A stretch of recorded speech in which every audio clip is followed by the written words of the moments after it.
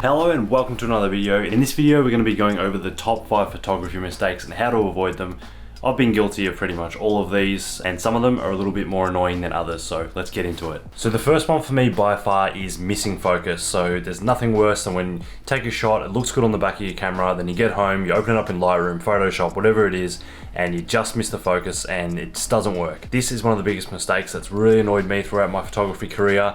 Especially when you're shooting on a really wide aperture and it's like a tiny bit, like you might be focused on the nose of someone when you should be on the eye and things like that. That's the one that drives me the most crazy. So the way I've learned to avoid that is to make sure every shot I take, I zoom in on my viewfinder on my camera or on the screen and I make sure that it is in focus. And yeah, it's definitely helped, but make sure you double check your shots every single time. The second biggest mistake is not having backups of footage for like really important jobs. So if you're shooting a wedding or something that can't really be shot again and you don't back up your stuff, that can be an absolute nightmare. So the thing I've learned to do, if I've got a really important shot, I'll bring my little laptop and I'll back up my SD card probably halfway through the day or at the end of the day, just to make sure that if the SD card gets corrupted, I've still got another copy on my laptop. So I think it's a really good practice to get into, especially if it's something, like I said, that can't be shot again, like a wedding, yeah, something like that. So yeah, that's number 2. The third biggest mistake for me, which I've done all too much, is forgetting SD cards and certain equipment when you've got certain jobs on. And this is one that's really hard to learn unless it happens to you. Then you remind yourself every time you shoot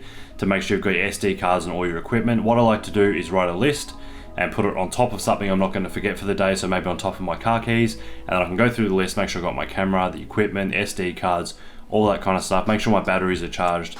But yeah, that one is a killer. There's nothing worse than rocking up to a job and you've got no SD card in the camera. It's happened to me before and I've had to rush down to a shop nearby, buy an SD card just to finish the job. So yeah, that's a bad one. So number 4 is not being aware of things in your frame. So there's a lot of times where I'm taking photos, I'm focused on something in particular.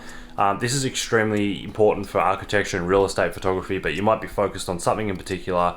You take the photo, then you get back and realize there's something ugly in the frame. There might be, I don't know, some rubbish or something like that. So it's really important to just take your time, look around your whole screen, your whole frame, make sure there's nothing in there. I mean, things can be photoshopped out, but sometimes it's really hard. It might be something big or something like that, but it's just a matter of checking around your frame, making sure everything's the way you want it. It could even be something like a bright ray of sunlight or something across the frame that you didn't notice when you actually looked through the viewfinder because you're too busy concentrating on one certain thing. Whereas now I try and take my time, look around the whole frame, make sure everything's lit the way I want it to be lit, and there's nothing in the frame that I don't want to see in the final image. So number 5 is one I see happen a lot with a lot of beginner photographers, and I did this a lot, but it's shooting at too high an ISO. So an ISO you don't really need to shoot at, which is going to result in grainier images. So let's just say you're shooting something and you're at 1/500th of a second on your shutter speed and your ISO is 1000. You could probably shoot that at 1/250th of a second and then half your ISO to 500. So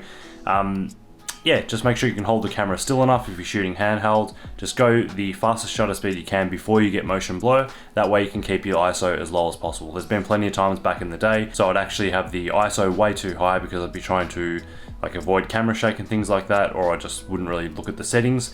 And yeah, you get a really grainy image that's sometimes unusable. So yeah, try and shoot with the fastest shutter speed possible. It depends what you're going for, obviously, at the end of the day, but I try and shoot with the fastest shutter speed possible most of the time, but with an ISO that's not too high as well. So yeah, that is the top 5 photography mistakes that I've come across. Hope you enjoyed the video. I'm going to do another video soon with another 5 because there's plenty more. And yeah, hope you enjoyed. Thanks for watching. Don't forget to like, comment, and subscribe, and I'll see you soon.